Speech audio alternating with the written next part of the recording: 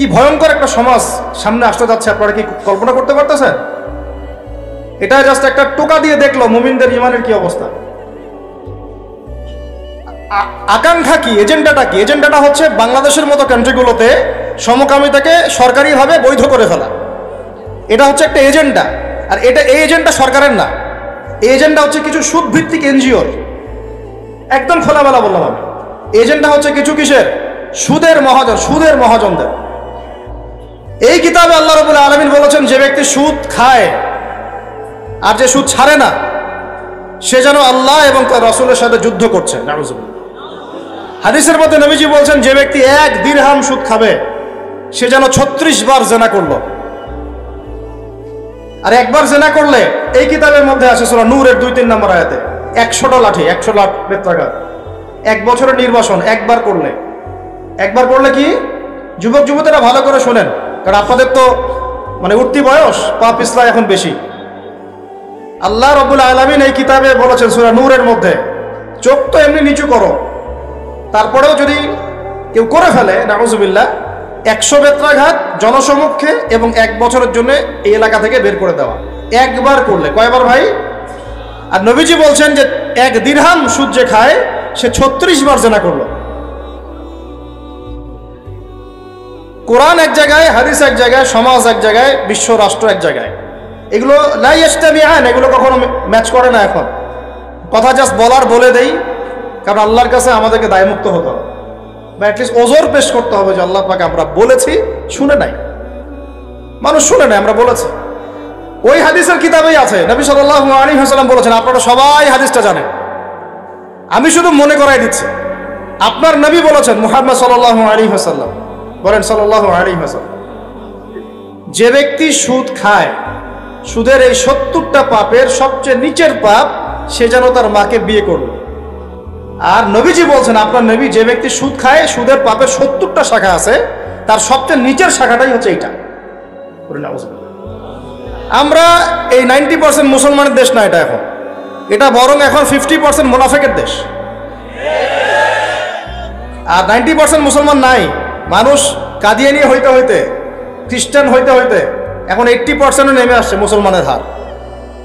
আপনারা হয়তো জানেনও না, কারণ এইখানকার এলাকার মানুষ তো আপনারা বুঝবেন না।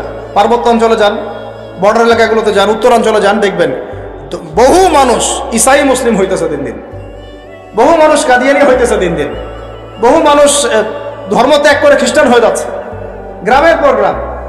অবস্থা ভয়াবহ। আর আমরা কি নিয়ে পড়ে আছি বলবো? ওই যে জোরে আমিন বলবেন রাস্তে, হ্যাঁ, ওই যে আপনি পায়ে পা লাগাচ্ছেন কিভাবে, গোড়ালি মিলাবেন না কিনি আঙ্গুল মিলাবেন। আপনি হচ্ছে একটা কি, হাত উঠানো নামানো, হাত বাঁধা না বাঁধা। আমাদের এক ভাই বলেন, উনিও মুফতি মানুষ, উনিও মাশাআল্লাহ অনেক বড় মুফতি বাংলাদেশের। উনি বলেন যে, ভাই আমার একটা জিনিস বুঝে আসে না, মানুষ তর্ক করতেছে, আমিন জোরে বললো না আস্তে বললো, তা আমি আমিন বলি নাই ভাই, আমি জোরেও বলি নাই আস্তেও বলি নাই। এখন কেউ আছে পৃথিবীতে, কেউ আছে জন্ম নিয়েছে যে আমাকে ফিকহের উসুল থেকে প্রমাণ করে দিবে যে আমার নামাজটা হয় নাই? উস্তাদ বলেন আপনারা, ফিকহের উসুল থেকে কেউ প্রমাণ করে দিতে পারবে যে আমার নামাজটা হয় না? আমি কিন্তু আমিন বলিই নাই। আপনারা তর্ক করতেছেন কি নিয়ে, জোরে না আসতে নিয়ে? আমি বলিই নাই ভাই আমিন। আমার নামাজ কি বাতিল হয়ে যাবে? চিন্তা করছেন যে বিশ্ব কোন জায়গায়, রাষ্ট্র কোন জায়গায়, সমাজ কোন জায়গায়, ফিতনা কত গভীরে, আর আমরা কি নিয়ে পড়ে আছি? মানুষকে এগুলোতে ব্যস্ত রাখার জন্য কিছু মানুষ ইচ্ছাকৃতভাবে পিছনে লাগিয়ে দেওয়া আছে, মুসলমানদের মাঝে বিভক্তি লাগানোর জন্য। এটা একটা সূক্ষ্ম এজেন্ডা, আপনারা বুঝতে পারতেছেন না। কয়দিন আগে দেখেন নাই, ফিলিস্তিন ইস্যু নিয়ে কথা হয়েছিল, এখন ঠান্ডা, সব চুপচাপ, মুখে একদম চুপ, কোনো কথা নাই। তারপরে আসলো শিক্ষা নীতি নিয়ে আমরা কথা বললাম, এখন চুপ, সব চুপ, কোনো কথা নাই। তারপরে ট্রান্সজেন্ডার নিয়ে অনেক সরব ছিলাম, একদম চুপ, কথা নাই। এখন আস্তে আস্তে অন্য মাসালা, এখন কথা হবে 8 টাকা আর 20 টাকা নিয়ে। ঠিক আছে, রমজান আসছে, রমজানে যে লাআল্লাকুম তাত্তাকুন, জীবনের সব ক্ষেত্রে তাকওয়া অর্জন করো, ওই শিক্ষা তো আপনি আলোচনায় আনবেন না, কারণ আপনাকে ব্যস্ত রাখবে 8 টাকা আর 20 টাকা। আর কিছু ফেসবুকের ইউটিউবার আছে, ওর দরকার ভিউজ, ও একজনের সাথে একজনকে লাগাই দিবে, হ্যাঁ, একটা টাইটেল দিবে, অমুক আলেমের বিরুদ্ধে যা বললেন তমুক আলেম, আলেমে আলেমে তখন একটা দ্বন্দ্ব, আমার সাথে আমার ব্যাপারে এই কথা বললো, আমি একটা কথা বলে দেই। আমরা যে ভাই এত কমন সেন্সিং জাতি হয়ে গেছে দিন দিন, এগুলো দেখতে দেখতে আমরা খুবই বিব্রত এবং খুবই হতাশ। আল্লাহ রাব্বুল আলামিন আমাদেরকে বুঝদান করেন, গভীর বুঝদান করেন। আমি এইভাবে দেশের অবস্থা এইরকম, অর্থনীতির অবস্থা এইরকম, বিশ্বের অবস্থা এইরকম, সারা বিশ্বে মুসলমান মার খাচ্ছে। আর ফিলিস্তিনে গত 6 মাসে 40,000-এর বেশি মানুষকে মারা হয়েছে। আমি আজকে এটা নিয়ে রিসার্চ করতে গিয়ে দেখলাম যে ওখানকার পাদ্রীরা বলতেছে, ওখানকার যারা পাদ্রী, ইহুদি পাদ্রী যারা, এরা কত বদের হাড্ডি দেখেন। এরা বলতেছে যে ফিলিস্তিনের একটা শিশুকে দেখলেও গুলি করে হত্যা করে দিতে হবে, কারণ এরা যদি বড় হয় এরা আমাদের বিরুদ্ধে অস্ত্র ধরবে। ওরা কিন্তু বুঝে ফেলছে ঠিকই কথা, ওরা যদি বড় হয় ঠিকই আমাদের বিরুদ্ধে কি করবে, অবশ্যই ধরবো আমরা, অবশ্যই ফিলিস্তিনের বাচ্চারা তোমাদের বিরুদ্ধে অস্ত্র ধরবেই ধরবে ইনশাআল্লাহ।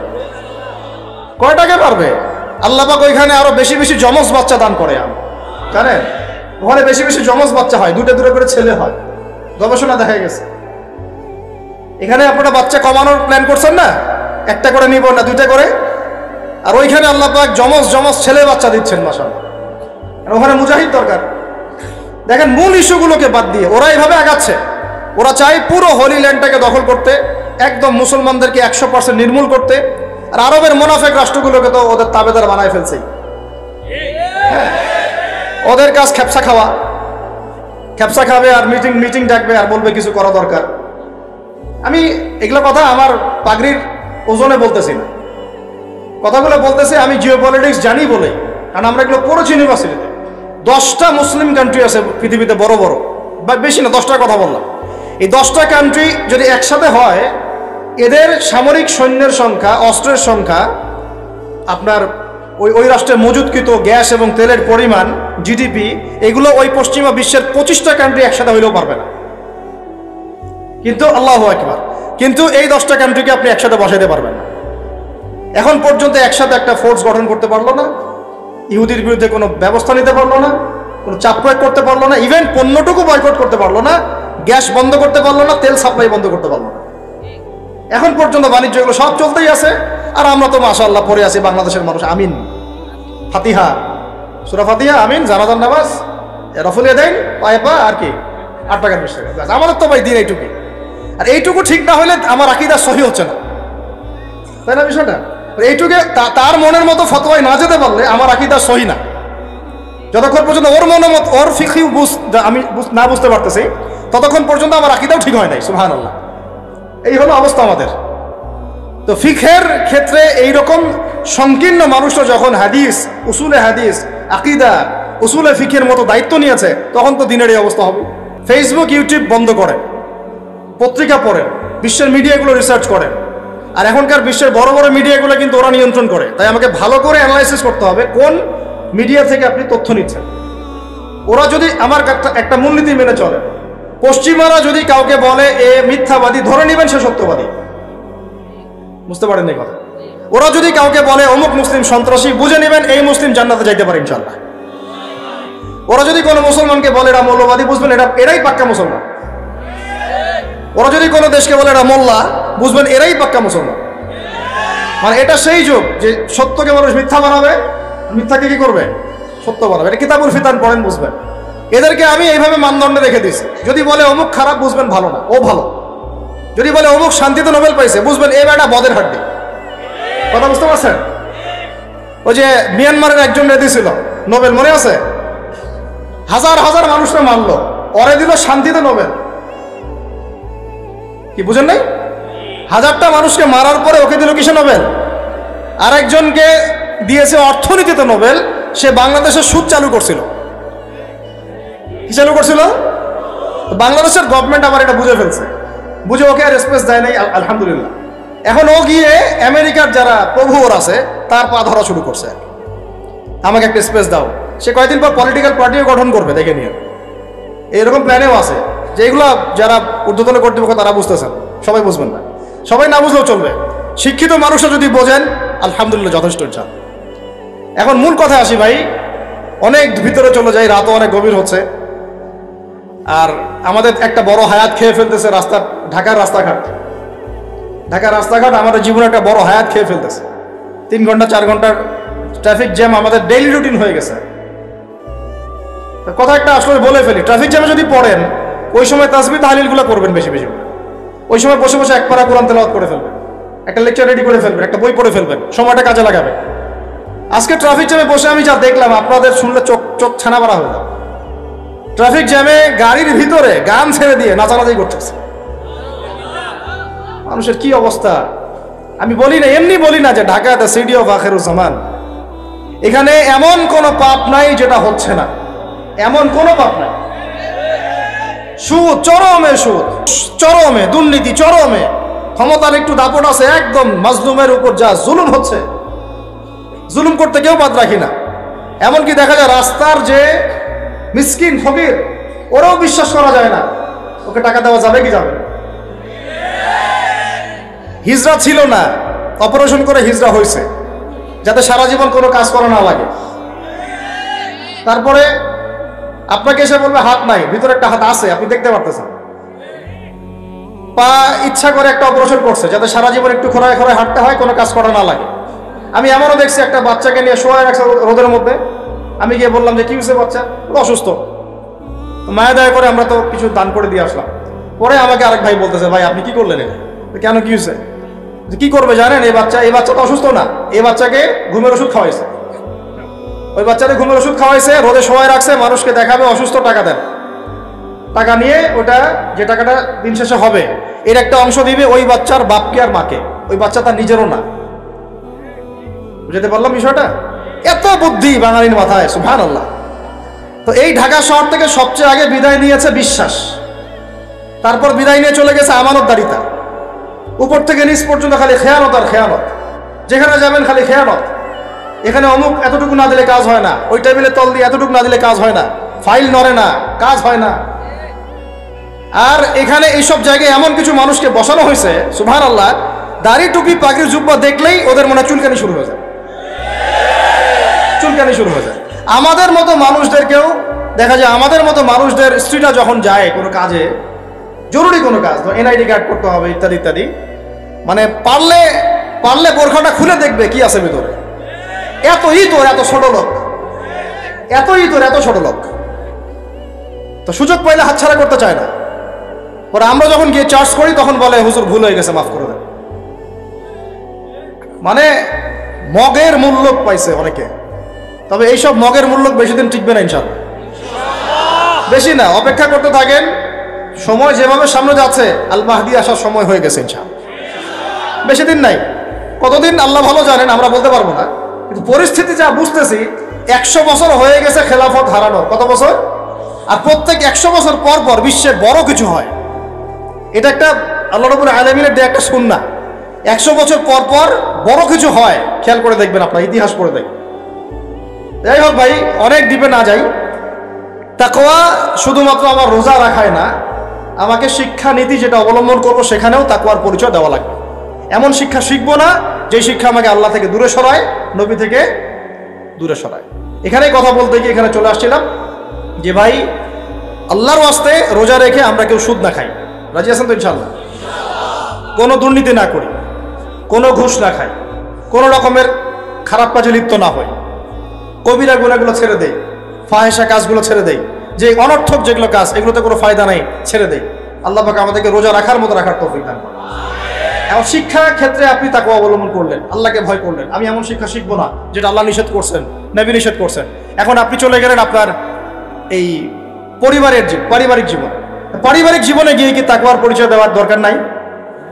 নাকি হলে নামাজ, রোজা, হজ, যাকাত আর তাসবিহ তাহলিলের মধ্যেই তাকওয়া, পরিবারের মধ্যে তাকওয়া থাকবে না? তাহলে আমাকে একটা উত্তর দেন যে আমার পরিবারে আমি বাবা, আমার ছেলে নামাজ কেমন করে পড়ে না, কিভাবে? এখানে তাকওয়া থাকলো না থাকলো না? আমার পরিবারে আমি কর্তা, আমার পরিবারের লোকজন নামাজ পড়ে না, তাহলে এটা কি তাকওয়ার পরিচয় হইল? আমার পরিবারে আমি তাহাজ্জুদ গুজার আর নাউজুবিল্লাহ আমার বোন, আমার মেয়ে বেপর্দায় বাইরে চলে, তাকওয়ার পরিচয় হইল? আমার পরিবারে আমি কর্তা, নামাজ পড়ি, রোজা রাখি, মাশাআল্লাহ, হজ করছি আমি, মাশাআল্লাহ, যাকাতও দেই, উমরাও করি বছর বছর, কিন্তু আমার পরিবারে হারাম টাকা ঢুকতেছে, এটা কি তাকওয়া হইল? আমার পরিবারে সুদ ঢুকতেছে, তাকওয়া হইল? আমার পরিবারে ভিসিআর, সিডি, ডিভিডি, এই যে ইন্টারনেট সেকশন, স্টার জলসা, জি বাংলা, অমুক তমুক সব চলতে আছে, এটা কি তাকওয়ার পরিচয় হইল? আমার পরিবারের মধ্যে আমার ছেলে মেয়েরা কিশোর গ্যাংয়ে যোগ দিচ্ছে, তাকওয়ার পরিচয় হইল? টিকটক জেনারেশন হয়ে গেল, এটা কি তাকওয়ার পরিচয় হইল? আমার পরিবারে সংস্কৃতি পশ্চিমাদের থেকে ধার করে নিচ্ছি, পোশাক আশাক, চলাফেরা, খাওয়া দাওয়া, ওঠা বসা সব ওদের আদলে, এটা কি তাকওয়ার পরিচয় হইল? তাহলে আল্লাহর ওয়াস্তে ভাই, লাআল্লাকুম তাত্তাকুন, এটা পরিবারেও বাস্তবায়ন করার চেষ্টা করেন। আল্লাহ পাক তৌফিক দান করেন। কিভাবে করব? পরিবারে প্রত্যেক সদস্যকে নামাজি হইতেই হবে, মাস্ট। নামাজ নাই ইসলাম নাই, সোজা কথা। নামাজ নাই ওর ভাত বন্ধ, নামাজ নাই ওর খরচাপাতি দেওয়া বন্ধ, নামাজ নাই আমার ছেলের সাথে আমার কোনো সম্পর্ক নাই, নামাজ নাই আমার মেয়ের সাথে আমার কোনো আতাত পীড়িত নাই, নামাজ নাই আমার স্ত্রীর সাথে আমার কোনো ওঠা বসা চলাফেরা নাই। একদম কঠোর হয়ে যান। পরিবার আপনি কর্তা, আপনার এক কথায় পরিবার চলবে, এক কথায় উঠবে, এক কথায় বসবে। ইনশাআল্লাহ পরিবারের কর্তা আপনি, এক কথায় পরিবার উঠবে, এক কথায় বসবে। আমি আমার স্ত্রীকে পর্দায় রাখবো, কোনো মায়ের বেটার ক্ষমতা আছে ওকে বেপর্দায় বাইরে বের করবে? ও যদি বের হয় ওর সাথে আমি সম্পর্ক, নিজ হাতে তাকে রান্না বান্না করিয়ে বাচ্চাটাকে খাইয়ে দিলেন, তারপর আল্লাহর কাছে ইস্তেগফার করছেন। এই সময় তার পাশে একজন সাহাবী ছিলেন, তার নাম ছিল আসলাম রাদিয়াল্লাহু আনহু। তিনি বলেছিলেন, আনা আহমিলু ইয়া আমিরুল মুমিনিন, হে আমিরুল মুমিনিন, আমাকে দিন, আমি বোঝাটা বহন করি। তখন উমর রাদিয়াল্লাহু আনহু যে কথাটা বলেছিলেন, এই একটা কথাই পুরো বিশ্বের পলিটিক্যাল সিস্টেম পরিবর্তন করার জন্য যথেষ্ট। এই একটা শব্দ, এই একটা কথা। সেটা কি? তিনি বলছেন, হাল তাহমিলু উজরি ইয়াউমাল কিয়ামা, তুমি আজকে আমার এই আটার বস্তা বহন করতে চাচ্ছ আসলাম, কালকে আমাদের মাঠে কি তুমি আমার পাপের বোঝা বহন করবে? হাল তাহমিলু উজরি ইয়াউমাল কিয়ামা, তুমি কি কিয়ামতের মাঠে আমার পাপের বোঝা বহন করবে, আমার দায়িত্ব বহন করবে?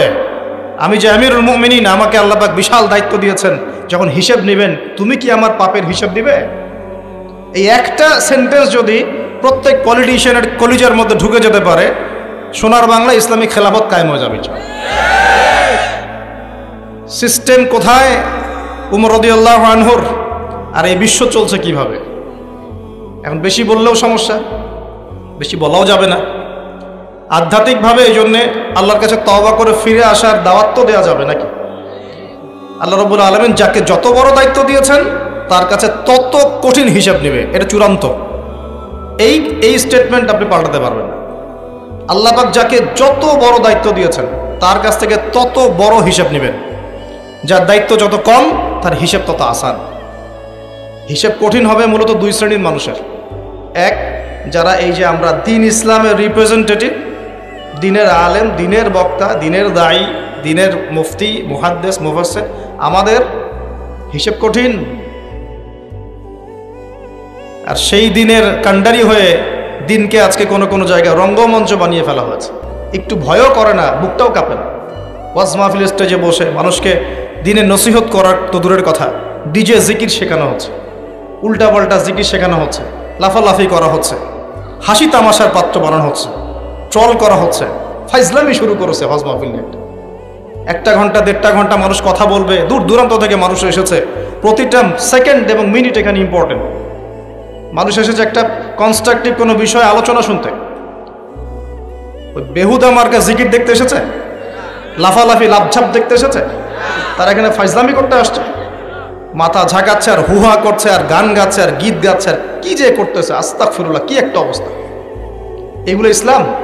আপনাদের মনে হয় নবী সাল্লাল্লাহু আলাইহি ওয়াসাল্লাম মসজিদ নববীতে বসে এগুলো করতেন? আর সাহাবীরা বসে থাকতেন সামনে এভাবে? চিন্তা করা যায়। আর সমকালীন প্রেক্ষাপটে যে বড় বড় ইস্যুগুলো আছে এগুলোকে সম্পূর্ণ এড়িয়ে গিয়ে এমন কিছু বিষয় নিয়ে সময় অতিক্রম করা হয়, টাইম পাস করা হয়, যেগুলোর সাথে বর্তমান প্রেক্ষাপটে কোনো সম্পর্কই না। কার মাসিকের কি মাসালা, কার হাইজ নেফাসের কি মাসালা হলো, হ্যাঁ, বাসায় দুইটা আয়না থাকলে দুইটা আয়নাতেই চেহারা দেখার সময় কি দোয়া পড়তে হবে, কত কি মানুষের মাথায়, কত ইম্পর্টেন্ট প্রশ্ন এখন মানুষের। এই সব প্রশ্ন জীবন ঘনিষ্ঠ, কত প্রশ্ন খুঁটিনাটি। চুল কিভাবে কতটুকু লম্বা করতে হবে, হ্যাঁ, 3 ভাগ খেতে বলা হয়েছে পেটের, যদি একটু বেশি খেয়ে ফেলি, 1 ভাগ খেতে বলা হয়েছে, একটু বেশি খেয়ে ফেললে কি গোনা হবে? হ্যাঁ, একটা মেয়ের দিকে এক দৃষ্টিতে তাকানো যায়, যদি আমি 2 মিনিট তাকাই তাহলে কি গোনা হবে? কত প্রশ্ন, কত ইম্পর্টেন্ট প্রশ্ন, মেইনলি প্রশ্ন। কি একটা অবস্থা, কি অবস্থা! ইম্পর্টেন্ট ইস্যুগুলো কোথায়? এখনকার বিশ্বে, চলমান বিশ্বের সবচেয়ে ইম্পর্টেন্ট ইস্যু চলছে এখন মূলত 3টা। কয়টা? একটা চলে গেছে করোনা ইস্যু, এটা একটা ওয়ার্ল্ড অ্যাফেয়ার্সের বড় ইস্যু ছিল। এখন চলছে ইউক্রেন রাশিয়ার ইস্যু, যেটার সাথে পুরো বিশ্বের অর্থনৈতিক সিস্টেম জড়িত আছে এবং পুরো বিশ্বের মধ্যে বড় ম্যাসাকার একটা যুদ্ধ জড়িত আছে, যেটা যদি হয়, আল্লাহ না করুক, পুরো বিশ্ব জুড়ে, তাহলে বিশ্বের বড় বড় রাষ্ট্রগুলোরও পতন হয়ে যেতে পারে, আল্লাহ ভালো জানে। জনগণের অবস্থা খুব খারাপ হবে। একটা মেজর ইস্যু চলছে ইউক্রেন রাশিয়া ইস্যু। এখানে মুসলিমদের কি ভূমিকা, মুসলিম দেশগুলোর কি ভূমিকা, বৈশ্বিক সংকটে আমরা কিভাবে সারভাইভ করব, কিভাবে সারভাইভ করব, এগুলো কোনো ইস্যুই না এখন। এই জ্ঞানই তো নাই মাথায়। এ কারণেই তো টাইম পাস করতেছে বসে বসে। টাইম পাস করলে তো হাদিয়া দিবেন। আপনারা তো দেখতে চান কতক্ষণ ওয়াজ করলো, কি ওয়াজ করলো সেটা তো আপনার জানার বিষয় না। অডিয়েন্স দেখতে চায় কতক্ষণ ওয়াজ করলো, মাহফিল কমিটি দেখতে চায় কতক্ষণ ওয়াজ করলো, কি বলছে সেটা তো ফ্যাক্ট না আপনার কাছে।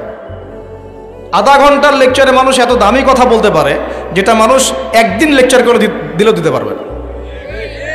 এবং যার যত বেশি জ্ঞানের গভীরতা, তার কথা তত সংক্ষিপ্ত হয়।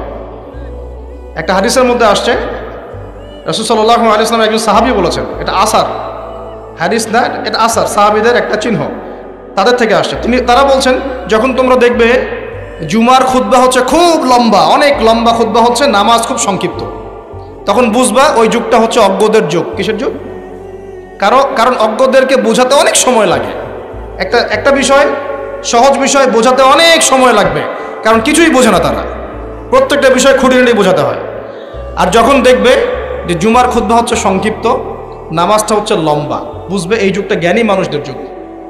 কারণ জ্ঞানী মানুষদেরকে বেশি কথা বলতে হয় না, টাচ দিলে বুঝতে পারে কি বলতে যাচ্ছে তারা। কি ওয়াজ করতেছেন, কি ওয়াজ করতেছে সেটা বড় কথা না, কতক্ষণ ওয়াজ করছে এটা এখন বড় কথা হয়ে গেছে। তো এগুলো চলছে, এই মেজর ইস্যু যেটার সাথে পুরো বিশ্বের অর্থনীতি, রাজনীতি, সমরনীতি, ফাইন্যান্স, গ্যাসের দাম, তেলের দাম, ভোগ্য পণ্যের দাম, নিত্য প্রয়োজনীয় পণ্যের দাম, রেমিটেন্স, আপনার ডলার রিজার্ভ, মুদ্রাস্ফীতি, সব জড়িত হয়ে আছে ইউক্রেন রাশিয়া ইস্যুর সাথে। সব কিছু জড়িত এই ইস্যুটার সাথে, কোনো আলাপ নাই। আচ্ছা ওটা বাদ দেন, আমাদের না ওটা। এখন 4টা ইস্যু চলছে, কোরআন পুড়িয়ে দেয়া চলছে না? পশ্চিমারা কোরআন পুড়িয়ে দিচ্ছে। কোরআনের প্রতি এত ক্ষোভ কেন? কেন পোড়াচ্ছে? এটা কি ওদের বাক স্বাধীনতা? এখন কি মানবতা বিরোধী অপরাধ হচ্ছে না? এটা কি সন্ত্রাসবাদ নয়? এটা কি নব্য সাদা চামড়ার জঙ্গিবাদ নয়? এটা কি ব্লাসফেমি নয়? ধর্মর অবমাননা নয়? এই কাজটা যদি আমরা করতাম, আমরা যদি আল্লাহ না করুক, আমরা তো করবো না, কারণ আমরা এসবে যাই না। আমাদের মধ্যে কোনো মুসলিম ভাই আল্লাহ না করুক যদি অন্য কোনো ধর্মগ্রন্থ পোড়াতো, তাহলে আপনার কি মনে হয় অবস্থা এমন থাকতো? টুটি চিপে ধরতো, কলার চিপে ধরতো। তো এখন কিছু হয় না, এখন ব্লাসফেমি হয় না, মানবতার বিরোধী অপরাধ হয় না, এটা সন্ত্রাসবাদ না, এটা জঙ্গিবাদ না। তারা যে সারা বিশ্বে প্রত্যেক মুসলিম কান্ট্রিতে লক্ষ লক্ষ মুসলিম ভাই বোনদেরকে হত্যা করছে, এটা জঙ্গিবাদ না, এটা সন্ত্রাসবাদ না। ওরা তো ছেলেদের বিয়ে করে, ন্যাংটা হয়ে ঘোরাফেরা করে, উলঙ্গ হয়ে ঘোরাফেরা করে। ওদের সমাজে এক একটা মেয়ে বিয়ের আগে 10 বার করে সেক্স করে, কমপক্ষে এক একটা ছেলে বিয়ের আগে 10-20টা মেয়ের সাথে সাধভোগ করে। ওরা আমাদেরকে শেখায় এখন সভ্যতা কাকে বলে, ওরা আমাদেরকে শেখায় জ্ঞান কিভাবে শিখতে হবে, ওরা আমাদেরকে যে মতবাদ শেখায় আমরা সেটা কাট পেস্ট করে প্রয়োগ করি। সব কিছু ওদের থেকে আসতেছে আমাদের এখানে। আমরা আমাদের গায়রত, কোরআন এবং সুন্নাহ আদর্শ হারিয়ে ফেললাম, এতই দুর্বল হয়ে গেলাম।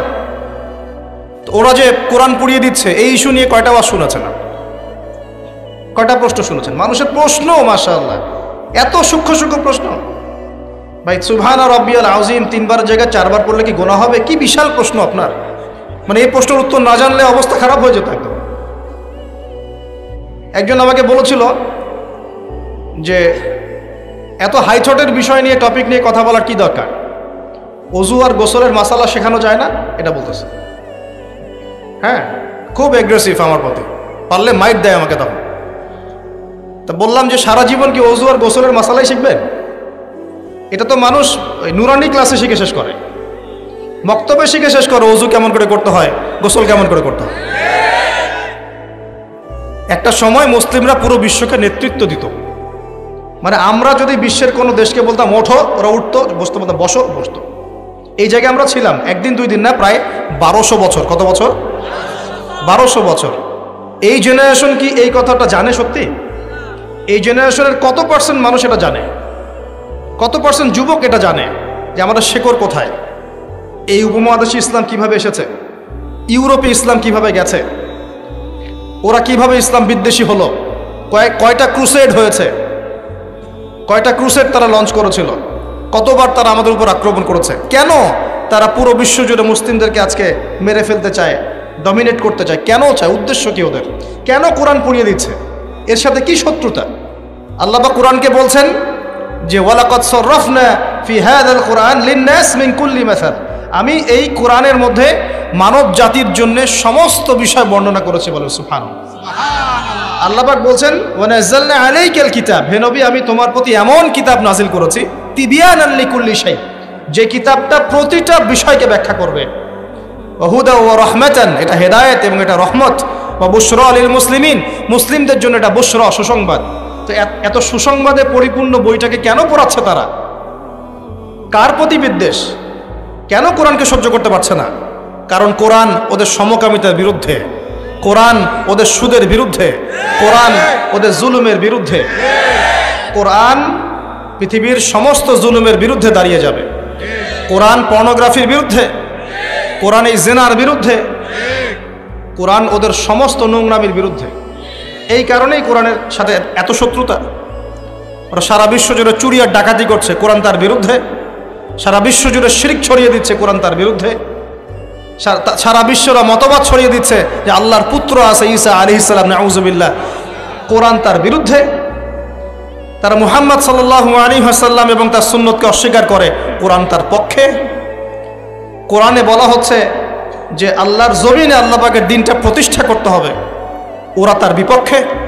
এই সমস্ত কারণে ওরা কোরআনকে জ্বালিয়ে দিতে চায়। এখন কোরআনে কখনো বলা আছে নিরপরাধ কোনো মানুষকে হত্যা করতে হবে? এইরকম একটা কিতাবকে তারা কেন পড়াচ্ছে?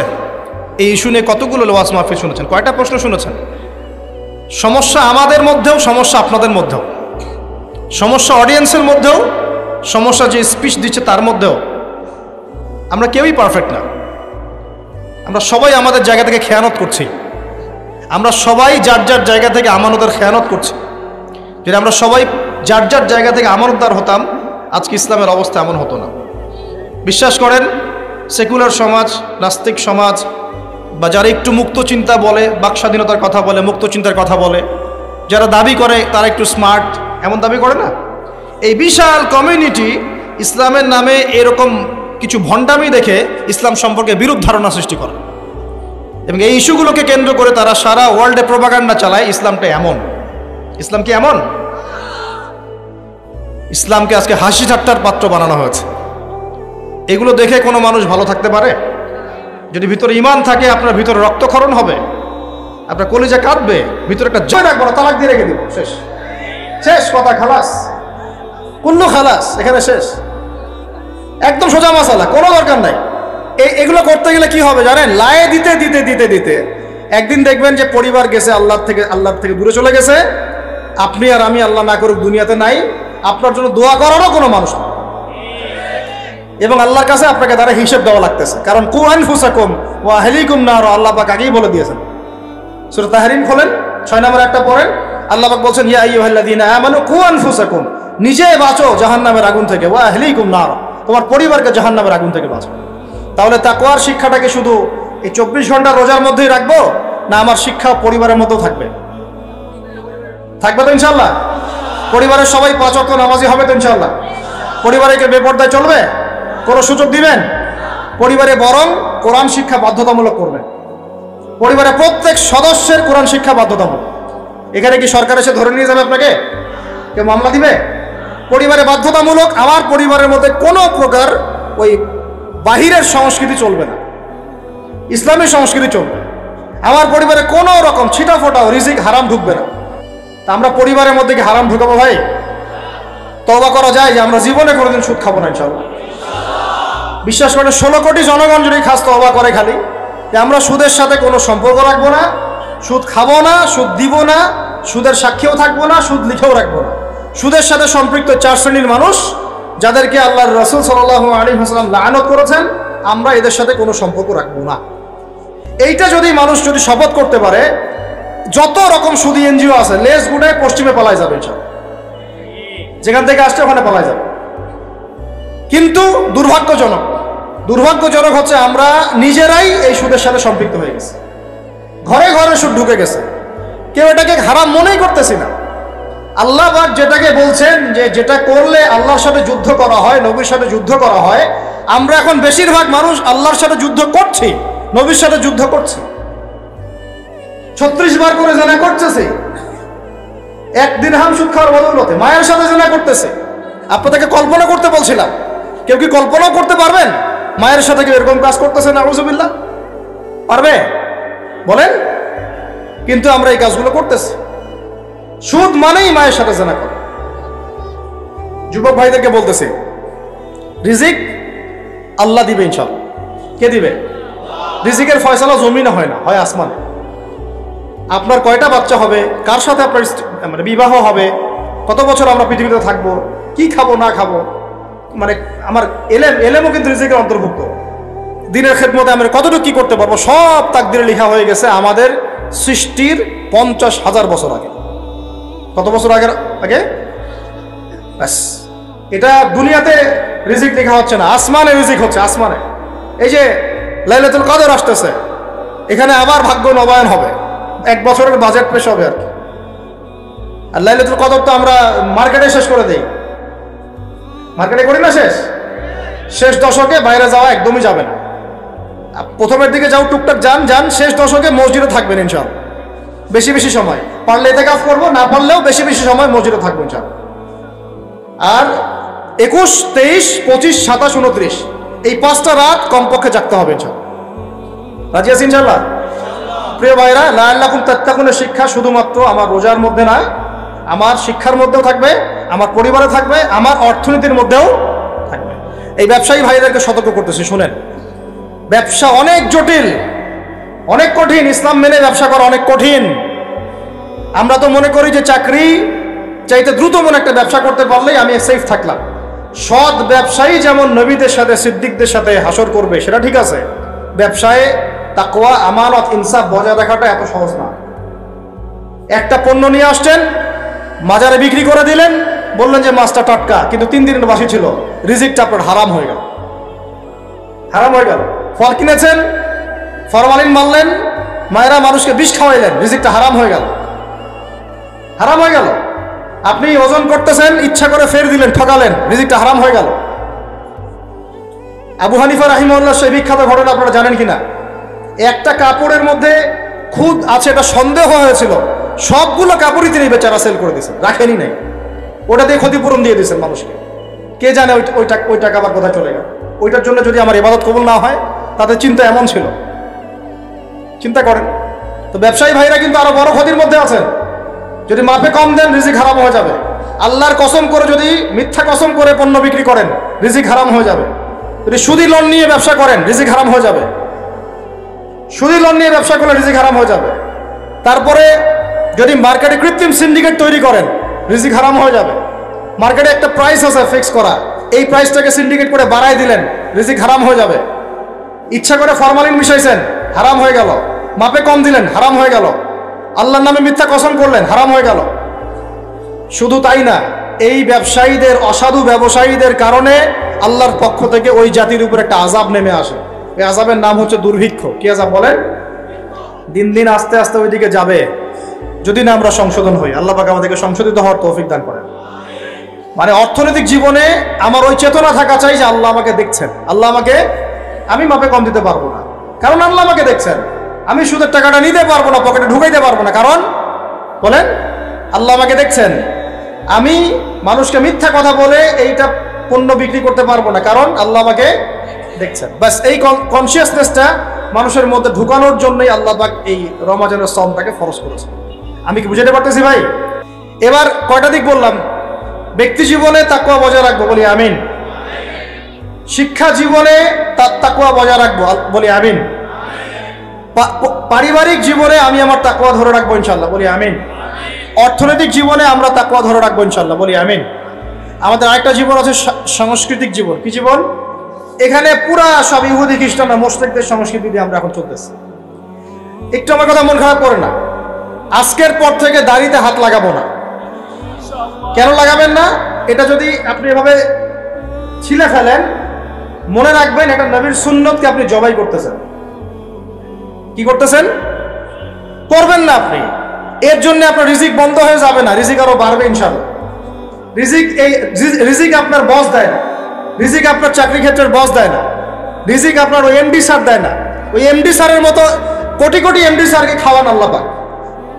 কথা বুঝতে পারেন নাই? যদি বলে দাড়ি রাখলে চাকরি হবে না, আপনি বলবেন এই চাকরির আমার দরকার নাই, আমি শশা বিক্রি করে খাবো, আমি মুদির দোকানদারি করে খাবো, আমি ছোট্ট উদ্যোক্তা হয়ে খাবো, তাও ভালো, দাড়ি তাও শেভ করবো না ইনশাআল্লাহ। যেটা করতে কথা আমি রিজিক আল্লাহ পাক দিবেন ইনশাআল্লাহ। তাওয়াক্কুল করেন, আল্লাহ পাক পাখিদেরকে যেমন করে খাওয়ায় আপনাকে খাওয়াবেন ইনশাআল্লাহ।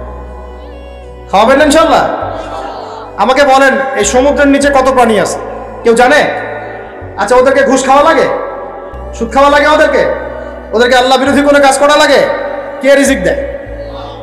এই জমিনের মধ্যে কত প্রাণী আছে? আমরা বাদ দিয়ে, মানুষকে বাদ দেন, অন্য কত মাখলুক আছে, লাখ লাখ কোটি কোটি আছে না? ওরা কি সুদ খায়, ঘুষ খায়, দুর্নীতি করে, মানুষের সম্পদ আত্মসাৎ করে? ওদেরকে কে খাওয়ায়? শুধু মানুষ আর জিন, এই দুইটা জাতি আছে যারা নিজেদেরকে মনে করে আমরাই রিজিকের মালিক। নাউজুবিল্লাহ। না মনে করলে তো আপনি ভয় করতেন না, আপনি মনে করতেছেন ভিতর থেকে যে আমি যদি এটা রাখি তাহলে আমার চাকরি চলে যাবে গা, আর চাকরি চলে গেলে আমার তো আর বউ বাচ্চা খাইতে পারবে না। মানে বউ বাচ্চার খাওয়ার দায়িত্ব মনে হয় আপনার নিজের। মনে করেন আল্লাহ না করুক, কথার কথা মনে করেন আল্লাহ না করুক, যে বাংলাদেশে বড় কিছু হয়ে গেছে, বাংলাদেশ থেকে ধরেন 5 কোটি মানুষ নাই, গায়ে হইতে পারে না? পারে না। ওই যে যারা ওখানে 5 তলা 6 তলায় গিয়েছিল খাবার খাইতে, ওরা কি জানতো যে এরপরে এখানে পুরো মরতে হবে? জানতো? তো হঠাৎ করে আল্লাহর গজব আসতে পারে না? আর গজব ডাকার তো সব পদ্ধতি আমরা এখন অবলম্বন করে ফেলছি। গজব আসে শিরকের কারণে, শিরক দিয়ে ভর্তি হয়ে গেছে। গজব আসে হচ্ছে সুদের কারণে, সুদ দিয়ে ভর্তি হয়ে গেছে। গজব আসে হচ্ছে বেহায়াপনার কারণে, বেহায়াপনা মানে পর্নোগ্রাফি, জেনা, ব্যভিচার ভর্তি হয় নাই? মেয়েরা ছেলেদের পোশাক পরে হাঁটতেছে রাস্তাঘাটে, ঘুরতেছে না? হায়া লজ্জা সব উঠে গেছে। তারপরে গান বাজনা বাদ্যযন্ত্র, এটা গজব নাজিলের কারণ, বাড়ছে না? কিছু বলতে গেলে আপনাকে শাসাই দিবে উল্টা, আপনাকে শাসাই দিবে, এরকম একটা অবস্থা। তারপর একটা হচ্ছে গজব নাজিল হওয়ার, সেটা মাপে কম দেওয়া, ওই কমে সোহাইবের মতো মানুষের সম্পদ অন্যায়ভাবে ঠকায় খাইতো। এগুলো আমরা করি না?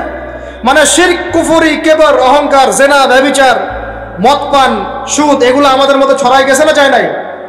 এমনকি সমকামিতাও তো ছড়াই নাই।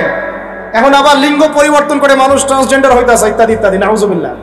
আর আল্লাহ পাকের বিধান, কোরআন বাদ দিয়ে তো তাগুতি বিধান চলতেই আছে না? এগুলোতে আল্লাহ পাকের শাস্তি কত কাছে মনে হয় আপনাদের? যে কোনো সময় আসতে পারে না? ওইটাই বলছিলাম, মনে করেন যে বাংলাদেশের 5 কোটি মানুষ নাই, ভূমিকম্পে ধ্বংস হয়ে গেছে, অথবা মনে করেন গজবে ধ্বংস হয়েছে, অথবা অন্য কিছু। নাউজুবিল্লাহ, আল্লাহ পাক আমাদেরকে মাফ করেন। আমি এখন ওই 5 কোটি মানুষের পরবর্তী প্রজন্ম, মানে বাল বাচ্চা কাচ্চা যারা আছে, এদের জীবন চক্র থেমে যাবে না চলতে থাকবে? বলেন, পৃথিবীর ঘূর্ণন থেমে যাবে না চলতে থাকবে? সময় থেমে যাবে না চলতে থাকবে? তাহলে আমরা কেন চিন্তা করি যে আমরা ছাড়া আমাদের পরিবার চলবে না? হ্যাঁ, আমরা এই হারাম চাকরি না করলে আমার পরিবার খাইতে পারবে না, আমি সুদ না খাইলে আমার পরিবার চলবে না, আমি সমিতিতে নাম না লেখাইলে আমার বাল বাচ্চার বেতন দিতে পারবো না। কেন চিন্তা করি এভাবে? আমার কথায় কি যুক্তি আছে না নাই? একটু হলেও তো আছে নাকি? আমরা যদি কেউ না থাকি আমাদের পরিবার চলবে না? চলবে। আমার আব্বা মারা গেছেন, আমার বয়স যখন 5.5 কি 6 বছর, আমার ঠিক মনেও নাই স্মৃতিতে, 5.5 কি 6 বছর, এরকম অনেকেই আছেন ছোটবেলায় বাবা। আমাদের নবী সাল্লাল্লাহু আলাইহি ওয়াসাল্লাম তো বাবা জন্মের আগেই ইন্তেকাল করেন নাই?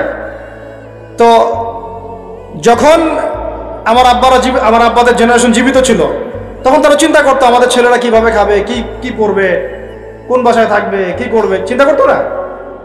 এখন যে আমি ধরেন এটা কত বছর, 2024, 98, 26 বছর থেকে আমি এতিম অবস্থায় আছি। কত বছর? 26 বছর হয়ে গেছে। 26 বছর আমি চলি নাই, খাই নাই, কাপড় পরি নাই, পড়াশোনা করি নাই, আজকে আপনাদের সামনে বসে আছি না। কার এগুলো? কার দেওয়া? তাহলে আমাদের চিন্তাটা আগে আল্লাহমুখী করতে হবে। রমজান এই চিন্তাগুলো দেওয়ার জন্যই আসে, যে আল্লাহ কনসিয়াসনেস, তাকওয়া মনের মধ্যে ঢুকানো, যে আল্লাহ আছেন আমার সাথে, আল্লাহ আমাকে দেখছেন, আমার কথা শুনছেন, আমার জীবনের সবগুলো ডিপার্টমেন্ট আমি আল্লাহ ভীতি দিয়ে ঢেলে সাজাবো ইনশাআল্লাহ। তাহলে আল্লাহ পাক বেহিসাব রিজিক দেবেন ইনশাআল্লাহ, বেহিসাব ইনশাআল্লাহ। তো যেটা বলছিলাম, আর দুটা পয়েন্ট বলে শেষ করতেছি ভাই। আমরা যে সাংস্কৃতিক অঙ্গনে যে যখন যাব, এখানে আল্লাহ ভীতির পরিচয় দেওয়া লাগবে। আমি এমন কোনো সংস্কৃতি ফলো করতে পারবো না যেটা আল্লাহর বিরুদ্ধে যায়, রাসূলের বিরুদ্ধে যায়। সবার আগে নিজের চেহারা ঠিক করেন, কাপড় ঠিক করেন, মাথায় টুপি নিয়ে আসেন, পাগড়ি নিয়ে আসেন, ঢিলাঢালা পোশাক পরেন। আমি বলতেছি না যে আপনার শার্ট প্যান্ট পরে নামাজ হবে না ইত্যাদি, এই মাসালা আমি দিতে যাচ্ছি না, এটা অন্য মাসালা, অন্য আলোচনা। কিন্তু আমরা আমাদের নবীর সুন্নত নিয়ে গর্বিত থাকবো। এটা আমার নবীর সুন্নত, আমার নবী মুহাম্মাদের সুন্নত সাল্লাল্লাহু আলাইহি ওয়াসাল্লাম, যার হাতে আমি হাউজে কাউসারের পানি খাইতে চাই, যাকে আমি স্বপ্নে একবার দেখতে চাই। দোয়া করি না আমরা এগুলা, যে রওজার সামনে গেলে আমাদের চোখ দিয়ে ধরধর করে পানি পড়তে থাকে।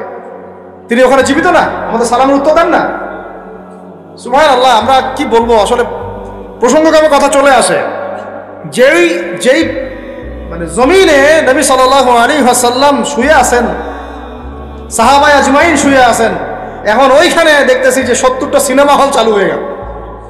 কি একটা অবস্থা! সুবহানাল্লাহ। আল্লাহর ভয় কোথায় চলে গেছে।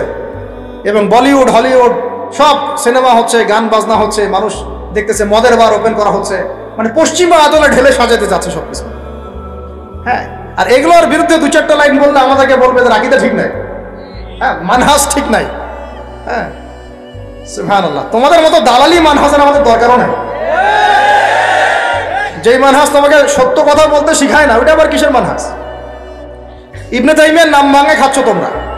ইবনে তাইমিয়া রাহিমাহুল্লাহ 5 বার জেল খাটছেন। কয়বার? 4-5 বার জেল খাটছেন। বেচারার তো জিন্দেগি জেলেই চলে গেছে। তার ছাত্র ইবনুল কাইয়্যিম, তার নাম ভাঙে খাও তোমরা। ইবনুল কাইয়্যিম রাহিমাহুল্লাহ, তার ওস্তাদের যে মহব্বত, তার মহব্বতে তিনি নিজেও জেলে ঢুকে গেছিলেন। সুবহানাল্লাহ। তা সহিহ আকীদা কি? যে আকীদা কোরআন এবং সুন্নাহর আলোকে আপনাকে সত্যি কথা বলতে শেখায়, এটা সহিহ আকীদা। আর যে আকীদা কোরআন এবং সুন্নাহর সত্য কথাগুলো আপনাকে বলতে বাধা দেয়, মুনাফিকদের পক্ষপাতিত্ব করতে শেখায়, ঘুরিয়ে ফিরিয়ে ইহুদিদের পক্ষে কথা বলতে শেখায়, ওইসব সহিহ আকীদা শেখার আমাদের দরকার নেই। ওটা সহিহ ভুল আকীদা। কি আকীদা? সহিহ ভুল। ওটাও সহিহ, কিন্তু ওটা সহিহ ভুল। তো এখন কথা হচ্ছে, আমরা কাউকে আঘাত করতে যাচ্ছি না, কথাটা চলে আসবে। নবীর বিলাদের মধ্যে এগুলো হচ্ছে, এখন আমরা দেখতেছি। আমি এমনও দেখছি, বিশ্বাস করবেন কিনা, নবী সাল্লাল্লাহু আলাইহি ওয়াসাল্লামের রওজা, এখানে উলামা ইকরাম যারা গেছেন আপনারা তো অনেকেই জানেন, অনেকগুলো গেট, গেটের বাইরে দাঁড়ায় মানুষ সিগারেট খাচ্ছে। আপনারা যদি এখন যান, অনেকে দেখতে পারবেন এই দৃশ্যটা। দেখেন, ফিলিংসই নাই যে আমাদের নবী সাল্লাল্লাহু আলাইহি ওয়াসাল্লাম আমার থেকে যে 500 গজ দূরে বা 1000 গজ দূরে আছে। মানুষের চিন্তা চেতনা এখন এই জায়গায় চলে আসছে। তো নবীকে মহব্বত করতে হবে। নবীকে মহব্বত করার সবচেয়ে বড় নিদর্শন হচ্ছে আমি তার সুন্নত মেনে চলি কিনা। তার মতো উঠি, তার মতো বসি, তার মতো ঘুমাই, তার মতো খাই। খাওয়া তো বাদ, আমাদের তো খাবার টেবিলে আমরা হেরে গেছি। নবীজি বলেছেন 1 পেট খাও, আমরা খাই 7 পেট। কয় পেট? আমরা খাবার টেবিলে হেরে গেছি। আমার ওস্তাদ একটা কথা বলেন, যে মুসলমান খাবার টেবিলেই হেরে যেতে পারে, এরা কোশ্চিন গেল জিহাদের মাঠে জিততে পারবে না। যারা জিতেছে, ওই যে আমেরিকাকে পিটাই বের করছে, ওরা দেখবেন খালি রুটি খায়, মোটা রুটি, তার 2-3টা করে। তাবলীগের সময় দিয়ে দেখেন নাই আপনারা, 2টা করে রুটি খায়, সারাদিনে 2-3টা রুটির বেশি কিছু খায় না। ওদের ফিগার ফিটনেস আমাদের চেয়ে এত বেশি ভালো, আমার মতো 10টা ছেলেকে একাই সময় দিতে পারবে, এত ভালো। সপ্তাহে 1 দিন খালি রাইস খায়, তাও শুক্রবারে। এটা দেখছি আমরা তাবলীগে। তো তাদের দ্বারা ইসলামের যে খেদমত হয়েছে, আমাদের দ্বারা হয়েছে? খাবার টেবিলে আমরা হেরে গেছি। খাবার ঠিক করেন। রমজান মাসে বেশি খাবেন না, গপ করে খাবেন না। সাহারিতে পরিমিত খাবেন, কিন্তু পুষ্টিকর খাবার খাবেন। ইফতারে আবার 7 পেট খেয়ে তারাবির নামাজে ঘুমায় যায় না। লিমিটেড খাবেন, কিন্তু পুষ্টিকর খাবার খাবেন। আর এখনকার খাবারের যে মান, এগুলো যত কম খাওয়া যায় ততই ভালো। আমার খুব মন চায় যে সব দেশি পণ্যের একটা বিজনেস শুরু করি। আমি নিয়ত করছি, আল্লাহ পাক তৌফিক দান করবেন। মানে আমরা চাচ্ছি ব্যবসা করতে, এবং অনেক তরুণ উদ্যোক্তা আছে আমাদের ভাইরা, তাদের থেকে আমরা একটা সমন্বয় চাচ্ছি আর সব দেশি পণ্যগুলো যদি একটা সুন্দরভাবে পাওয়া যায় এক জায়গায়, জ্বলন ফিল হবে, আগুন জ্বলবে ভিতরে সমুদ্রের মতো। সমুদ্র আস্তে আস্তে বয়ে যাচ্ছে ঠিকই, ভিতরে কিন্তু আগ্নেয়গিরি আছে। জানেন সমুদ্রের ভিতরে কি আছে? আগুন আছে, আগুন। কিয়ামতের দিন ফেটে পড়বে সমুদ্র, একদম কিয়ামতের দিন সমুদ্র ফেটে পড়বে এবং পানিতে আগুন লেগে যাবে। আমরা তো জানি যে পানিকে নেভায়, আগুনকে নেভায় পানি, তাই না? কিয়ামতের মাঠে উল্টা হবে, আগুনেই পানিতে আগুন লেগে যাবে কিয়ামতের মাঠে। সূরা তাকবীর পড়ে দেখেন, এর নিচের মধ্যে এরকম আগুন আছে। এগুলো দেখার পরেও কোনো ইমানদার মানুষ ভালো থাকতে পারে? টাটকা ইস্যু ছিল এই যে একটা বৈশ্বিক সংকট, যুদ্ধ চলছে সারা বিশ্বে, তার উপর করোনার একটা প্রভাব চলে গেছে। আরেকটা আছে এই যে কোরআন ইস্যু চলছে এখন, আর সবচেয়ে লেটেস্ট, এবং এটা তো চলছেই বিগত 80 বছর থেকে, আবার নতুন করে ইস্যু চলছে এখন, প্যালেস্টাইন, ফিলিস্তিন এবং ইসরায়েল ইস্যু চলছে না? এখনকার ইস্যু ওদের, এখনকার ভিশন কি? এই যে আমাদের মসজিদ বাইতুল আকসা, মসজিদুল আকসা, এটাকে সরিয়ে ফেলে সেখানে ওদের টেম্পল নির্মাণ করার প্ল্যান এখন। আমরা এই পর্যন্তই বলতে পারবো না, আউযুবিল্লাহ, এর বেশি কিছুই করতে পারবো না। আমাদের ঈমান এই অবস্থাতেই এখন। একটা লেভেল থাকে, মান রা মিনকুম মুনকার, কেউ যদি কোনো মুনকার কাজ দেখে ফালিয়ুগাইয়ির বিয়াদিহি, ক্ষমতা থাকলে হাত দিয়ে সরিয়ে দিবে, মানে ক্ষমতা থাকলে একদম লড়াই করে সরাই দিবে। এটা এক নাম্বার। দুই, ওয়াইল্লাম ইয়াস্তাতি, যদি সেটা করতে না পারে ফাবিলিসানিহি, কমপক্ষে লিসান দিয়ে বলবে। লিসান দিয়ে বলে কয়জন? ওঠেন বসেন ওয়াজ মাহফিল চলছে এখন, লিসান দিয়ে বলে কয়জন? কয়জন হকপন্থী ওলামায়ে কেরাম এই পুরো ওয়ার্ল্ড অ্যাফেয়ার্সের বড় বড় ইস্যুগুলোকে নিয়ে বীর দর্পে কথা বলছে বাংলার মাটিতে? একটু দেখতে হবে তো, আপনাকে খেয়াল করতে হবে তো বিষয়গুলো। ওয়াজ মাহফিল কি আল্লাহর আমানত না? দ্বীনের আমানত না? এটা কি মুসলিমদের পক্ষে কথা বলবে না বিপক্ষে কথা বলবে? ইসলামকে রিপ্রেজেন্ট করবে কি না? তাহলে ওই ইস্যুটা কি বড় ইস্যু নয়? শেষ জামানার হাদিসগুলো পড়ে দেখেন, শেষ জামানার সবচেয়ে ইম্পর্টেন্ট জায়গা হচ্ছে এই প্যালেস্টাইন, এই জেরুজালেম। এই জেরুজালেম থেকেই শেষ জামানার সবচেয়ে বড় বড় ঘটনাগুলো ঘটবে। ওইখানেই দেখবেন দাজ্জালের সাথে লড়াই হচ্ছে, দাজ্জালকে মেরেও ফেলা হবে ওইখানেই। ওই জায়গাগুলোতেই ঈসা আলাইহিস সালাম আসবেন, ওখানে ইমাম মাহদী, সবই ওখানে। শেষ জামানার বড় বড় ক্যারেক্টার সব ওখানে, সবই ওখানে।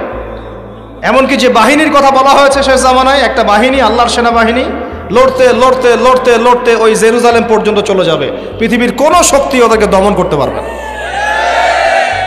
এটাও হাদিস আসছে। এমনকি এমনও হাদিস আসছে যে লাতুকাতিলুন্নাল ইয়াহুদ, তোমরা ইহুদদের সাথে যুদ্ধ করবে, নবীজি বলেছেন। এমনকি কোনো ইহুদ যদি, ওদের কোনো যোদ্ধা যদি এই পাথরের বা গাছের পিছনে গিয়ে লুকায়, এই গাছ এবং পাথর কথা বলা শুরু করবে।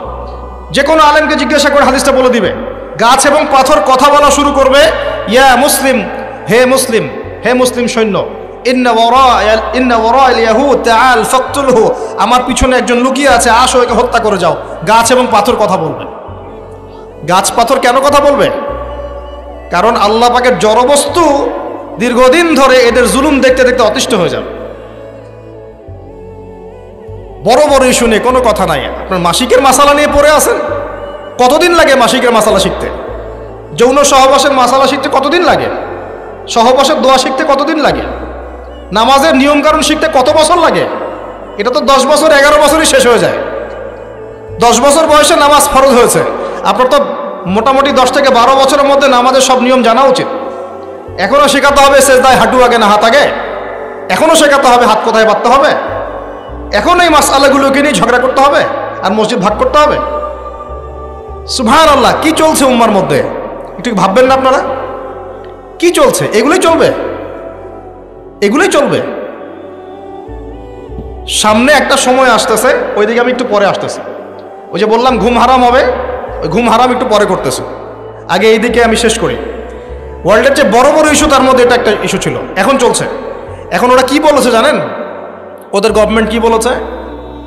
তার আগে বলি, ওই জায়গাটা কি মুসলিমদের না অমুসলিমদের? ওই জায়গাটা কাদের? উমর রাদিয়াল্লাহু আনহু ওই জায়গা বিজয় করেন নাই? সালাউদ্দিন আইয়ুবী রাহিমাহুল্লাহ বিজয় করেন নাই? ওই জায়গায় মুসলিমরা প্রায় 1200-1300 বছর থেকে ছিল না? ওইখানে আমাদের বাড়িঘর থেকে মুসলিমদেরকে দূর দূর করে তাড়িয়ে দেওয়া হচ্ছে কেন? আর কারা তাড়িয়ে দিচ্ছে? কাদের ক্ষমতায়? এই বিষয়গুলো নিয়ে ভাবতে হবে না? পড়াশোনা করতে হবে না? প্রথম বিশ্বযুদ্ধের আগ পর্যন্ত ওই জায়গাটা আমাদেরই ছিল। প্রথম বিশ্বযুদ্ধ হয়েছে 1914 থেকে 18 সালের মধ্যে। 1914 থেকে 18, এই যে এখন চলছে কত, 2023, এই যে 100 বছর হয়ে গেল। এই প্রথম বিশ্বযুদ্ধের পর সময় ব্রিটেন, নাম শোনেন না? ব্রিটিশরা এই যে আমাদের সাবকন্টিনেন্টে 200 বছর শাসন করেছিল। ইতিহাস পড়েন নাই? ইতিহাস পড়বেন কি? এখন তো এই নীল বিদ্রোহের ইতিহাস নাই, হাজী শরীয়তুল্লাহর নামই নাই, তিতুমিরের নামও নাই, ফরাইজি আন্দোলনের নামই নাই। ইতিহাস পড়বে কি আমাদের বাচ্চারা? পড়তেছে বিবর্তনবাদ। কি পড়তেছে? আর ইতিহাস বইয়ে বিবর্তনবাদ কেন, সেটাও তো একটা প্রশ্ন। ইতিহাস কি এটা? বিবর্তনবাদ কোন ইতিহাস? তাদের মধ্যে একজন বলেছিল, একজন ভদ্রলোক, জ্ঞানী মানুষ, কিন্তু তারা অন্যদিকে জ্ঞানী, আর ইসলামিক জ্ঞান নাই, তো এই কারণেই বলছে ইসলামিক জ্ঞানের অভাব আছে। তো বলছে আসলে এটা বিবর্তনবাদ নয়, এটা হচ্ছে আমাদের আদি মানুষরা কেমন ছিল তাদের চেহারার একটা সুরত দেওয়া হচ্ছে, সেটিং দিল। জিজ্ঞাসা করলাম যে আপনাকে এই নিশ্চয়তা কে দিয়েছে, আপনাকে এই জ্ঞানটা কে দিয়েছে যে আমাদের পিতা আদম আলাইহিস সালাম ওই রকম বাঁকা হয়ে হাঁটতেন? কে দিয়েছেন? আপনি দেখেছেন? আপনি কি দেখেছেন যে আমাদের আদি পিতারা ওই রকম দেখতে ছিল? তাহলে এটা এখানে প্রতিষ্ঠা করলেন কেন? কি প্রমাণ আছে? আমরা কি সাহাবীদেরকে দেখেছি? কেউ কি বলতে পারবে আবু বকর রাদিয়াল্লাহু আনহু এই যে এইরকম ছিল? আপনি তার কোনো ছবি দেখেছেন? কোনো স্ট্যাচু আছে? আমরা কি স্ট্যাচু ওয়ার্শিপ করি? আমরা ছবি মূর্তির সংস্কৃতি লালন করি? এখন তোমরা করো, কিন্তু এটা কিন্তু ইসলামিক সংস্কৃতি নয়। এই ছবি মূর্তি নিয়ে যে পাগল হয়ে গেছো না, এটা একটা হাদিসের কিন্তু একটা সম্পর্ক আছে। নবীজি একটা হাদিসে বলেছেন, ততক্ষণ পর্যন্ত কিয়ামত হবে না যতক্ষণ পর্যন্ত আমার উম্মতের একটা অংশ আবার শিরক এবং মূর্তি পূজা করবে না। ততদিন পর্যন্ত কিয়ামত হবে না যতদিন পর্যন্ত আমার উম্মতের একটা অংশ শিরক এবং মূর্তি পূজা করবে না। আমার উম্মতই করবে। এটাও একটা ছবির পূজা হচ্ছে। অপ্রয়োজনীয় এত ছবির আসলে কোনো প্রয়োজন নাই। এটা অ্যাভয়েডও করতে পারছি না আমরা, আর আপনাদের কারণেই তো পারছি না। না বললে মাইন্ড করেন, ভাই সেলফি না বললে মাইন্ড করেন, ভাই না প্লিজ।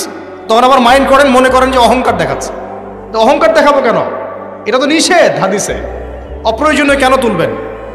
কোনো প্রয়োজন নাই, এটা কোনো নেকিও নাই। মুসাফা করলে গোনা ঝরে যায়। মুসাফা করলে কি হয়? গোনা, দুজন মুমিন মুসাফা করছে, বিচ্ছেদ হওয়ার আগেই সব সগীরা গোনা ঝরে পড়ে গেছে। সেলফি উঠালে কি নেকি হবে? কি গোনা ঝরবে?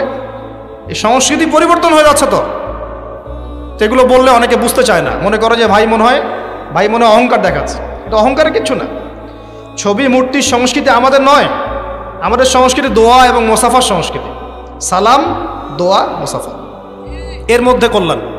আসসালামু আলাইকুম, আপনার উপর শান্তি বর্ষিত হোক। ভাই ওয়ালাইকুম আসসালাম, আপনাদের উপরেও শান্তি বর্ষিত হোক। মোসাফা করলেন, গোনা ঝরে গেল, বারাকাল্লাহ ফিক, আল্লাহ আপনাকে বরকত দান করুন, শেষ। তো যেখান থেকে আসলাম যে এটাও কিন্তু আমরা কি দেখেছি আমাদের পূর্বপুরুষদের এরকম ছবি ছিল?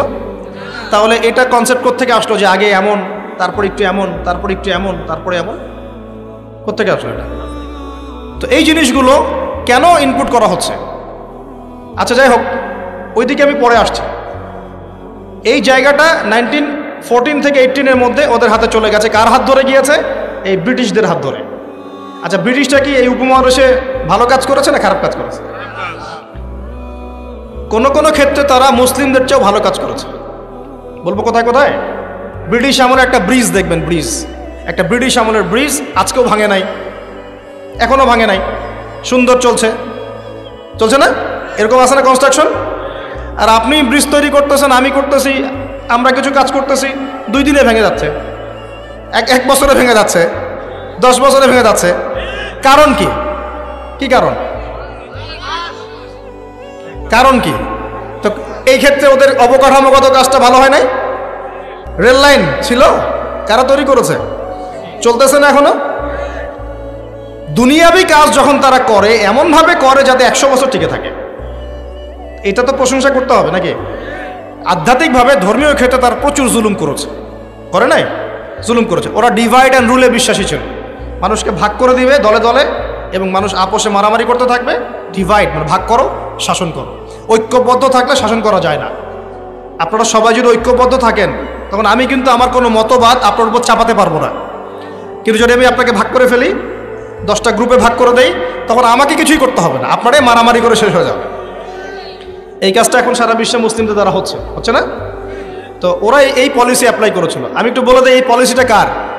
এই পলিসিটার কথাও কোরআনে বলা আছে। ওই যে বললাম কোরআনে আল্লাহ পাক সব বলেছেন, প্রতিটা বিষয় আল্লাহ ব্যাখ্যা করেছেন। এই ডিভাইড অ্যান্ড রুল, এই পলিসি নতুন পলিসি নয়।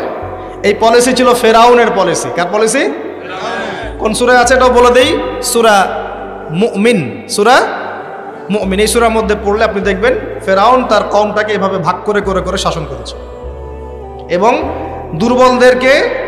দুর্বলদের উপরে জুলুম চাপিয়ে দিয়েছিল। দুর্বল ছিল কারা? বনু ইসরাইল। এই কারণে তাদের থেকে শ্রম নিয়েছে, পারিশ্রমিক দেয় নাই ঠিক মতো। যাই হোক, এখন ওদের হাত ধরে 1914 থেকে 18-এর মধ্যে এরা এই প্যালেস্টাইনে ঢুকে জায়গা দখল করে বসতি নির্মাণ করে আস্তে আস্তে শক্তিশালী হয়ে আমাদের ভাইদেরকে তাড়িয়ে দিয়ে, বাড়িগুলো গুড়িয়ে দিয়ে, মা বোনদেরকে ধর্ষণ করে আস্তে আস্তে আজকে এই পুরো জায়গাটা দখল করে ফেলেছে। এমনকি 3 থেকে 4 বার আরব রাষ্ট্রগুলো মিলে তার বিরুদ্ধে যুদ্ধ করতে গিয়েছিল, তারপরও তারা জিততে পারে নাই। একাই সে জয়লাভ করেছে, আরবরা পরাজিত হয়েছে। কিভাবে হলো? এমনি হচ্ছে। এখন তার জায়গা আছে, ল্যান্ড আছে, সে ল্যান্ড এক্সপেন্ড করতেছে, সে সেখান থেকে ইকোনমি শক্ত করেছে, পলিটিক্যাল ভিত্তি শক্ত করেছে, ওয়ার্ল্ড অ্যাফেয়ার্সকে সে নিয়ন্ত্রণ করছে, ফাইন্যান্স তার হাতে, প্রযুক্তি তার হাতে। আপনি কি মনে করছেন এগুলি এমনি হচ্ছে? এগুলো কি এমনি হয়েছে? একটা প্রশ্ন করব, এই অবস্থায় কি সে আগেও ছিল কখনো? উত্তর না। এই অবস্থায় বিগত 2000 বছরে সে আসতে পারে নাই। কত হাজার বছর? 2000 বছরে সে কখনো এখানে আসতে পারে নাই, বরং তাদের থাকারই কোনো জায়গা ছিল না। আমাদের নবী যখন মদিনায় হিজরত করেছেন, একটু বোঝেন, আমাদের নবী যখন মদিনায় হিজরত করেছেন তখন সেখানে ইহুদিরা থাকতো। কারা থাকতো? আর আওস ও খাজ্জাজ গোত্রের আনসার সাহাবীরা থাকতেন, আর কিছু কিছু খ্রিস্টান এবং পৌত্তলিক ছিল, মূলত ছিল ইহুদিরা। তারা ওখানে কি করছিল জানেন? তারা ওখানে অপেক্ষা করছিল শেষ নবী মুহাম্মদ সাল্লাল্লাহু আলাইহি ওয়াসাল্লামের জন্য। তাদের ধর্মগ্রন্থ তাওরাতে লেখা ছিল যে শেষ নবী একজন আসবেন, তার নাম হবে আহমদ। কি নাম হবে? আহমদ। আমাদের নবীর আরেক নাম কি? আহমদ। এটা আমাদের নবীজির আরেক নাম। এই যুব সমাজ জানে না তো, অনেকেই জানে না। এরা নেইমার মেসিকে চিনে, আমাদের নবীর নাম আহমদ তারা জানে না, অনেকেই জানে না। আমি চ্যালেঞ্জ করছি, আপনি জ্ঞান নিয়ে সুমারি করে দেখেন, যুব সমাজের অনেকেই বেসিক জিনিসই জানে না। আর এখন আরেকটা প্রজন্ম তৈরি করার চেষ্টা করা হচ্ছে যারা এতটুকুও জানবে না, ওইটুকুও জানবে না। এখন যা জানে তাও যেন না জানে। তো এটা তাদের ধর্মগ্রন্থে লেখা ছিল, এই কারণে তারা অপেক্ষা করছিল শেষ নবী আসলে তারা তার হাতে বায়াত করবে। কারণ তাদের ধর্মগ্রন্থে ছিল যে মুহাম্মদ সাল্লাল্লাহু আলাইহি ওয়াসাল্লাম যখন শেষ নবী হয়ে আসবেন তার অনুসারীরা বিশ্বটাকে শাসন করবে। করেছিল না? আবু বকর সিদ্দিক, ওমর রাদিয়াল্লাহু আনহু, উসমান, আলী, তাদের সময় রাদিয়াল্লাহু আনহু আজমাইন সারা বিশ্বকে আমরা শাসন করি নাই? খেজুর গাছের মসজিদের নিচে বসে, খেজুর গাছের নিচে ঘুমিয়ে উমর রাদিয়াল্লাহু আনহু এক ইশারায় রোম সাম্রাজ্য পারস্য দখল করেন নাই? ইতিহাস জানেন না আপনারা? এটা কিন্তু তাওরাতে লেখাই ছিল। তার অপেক্ষা করছিল। তাহলে প্রশ্ন, তারা কেন তাকে স্বীকার করলো না? কেন নবী হিজরত করে যাওয়ার পরেও তারা নবীকে স্বীকার করলো না? উত্তর হচ্ছে একটা, নবী সাল্লাল্লাহু আলাইহি ওয়াসাল্লাম শেষ নবী হয়েছেন বনু ইসমাইলের বংশধর থেকে। বনু ইসমাইল মানে ইসমাইল আলাইহিস সালামের বংশধর থেকে মুহাম্মদ সাল্লাল্লাহু আলাইহি ওয়াসাল্লামের জন্ম হয়েছে। আর তারা হিংসা করেছে কেন? কারণ বনু ইসরাইলের মধ্যে কেন শেষ নবী আসে নাই, এই কারণে তারা স্বীকার করে নাই। আল্লাহ সূরা বাকারায় বলছেন, ইয়ারিফুনাহু কামা ইয়ারিফুনা আবনাহুম, তারা নবীকে চিনে যেমন করে বাবা সন্তানকে চিনে। বলেন সুবহানাল্লাহ। এখন কথা শোনেন, ওখানে তিনটা গোত্র ছিল, ইহুদি গোত্র। কয়টা? 3টা। একটার নাম বনু নজির। কি নাম? বনু নজির। এই বনু নজিরকে নবী সাল্লাল্লাহু আলাইহি ওয়াসাল্লাম যুদ্ধ করে তাড়িয়ে দিয়েছেন। এই যুদ্ধের কথা আছে সূরা হাশরের মধ্যে। কোন সূরায়? সূরা হাশর। 2 নম্বর ছিল বনু কাইনুকা। কি নাম? বনু কাইনুকা। এদেরকেও বিতাড়িত করা হয়েছে। আর 3 নম্বর ছিল বনু কোরাইজা। কি নাম? বনু কোরাইজা। এই বনু কোরাইজা চুক্তিবদ্ধ ছিল যে আমাদের